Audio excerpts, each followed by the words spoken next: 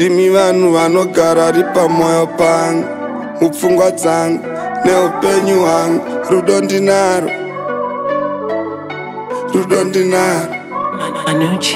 handidi kukunyatsai handidi kukurwadzai handidi kukutatsai kana neni handidi kuzviwachisa.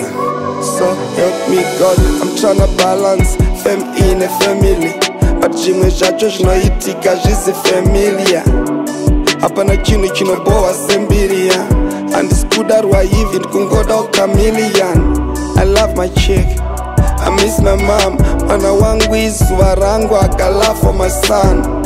I know you love me too, you can't hate me. Hapana paningazotombozo kurwatsai deliberately. Ndotoda kuita good boy, kwete rude boy. Kugara ndina gogo vangu, kwete ma wood boys.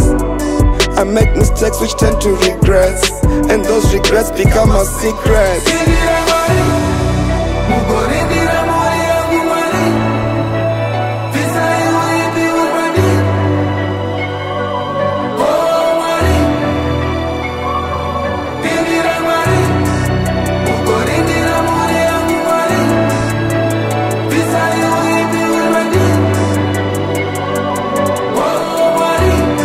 Manuchi, ukanoti pawewe pana zvizhinji zvandosiva shoma, zvimwe zvacho zvatoita vedu zvakaoma. Kurarama mumhosva mufunge nekunjenga maboma, hapana notirambidza kumwa doro setinopinda Roma. But we are alive now, tapiwa one more day. Zvatapiwa izvozvo ngatigamuchirei, kunyangwe zvakaoma boys zvakaoma sei. Imi chingonamira ikapandiri nemimwe ndinamatire, kuitira ma good spirits.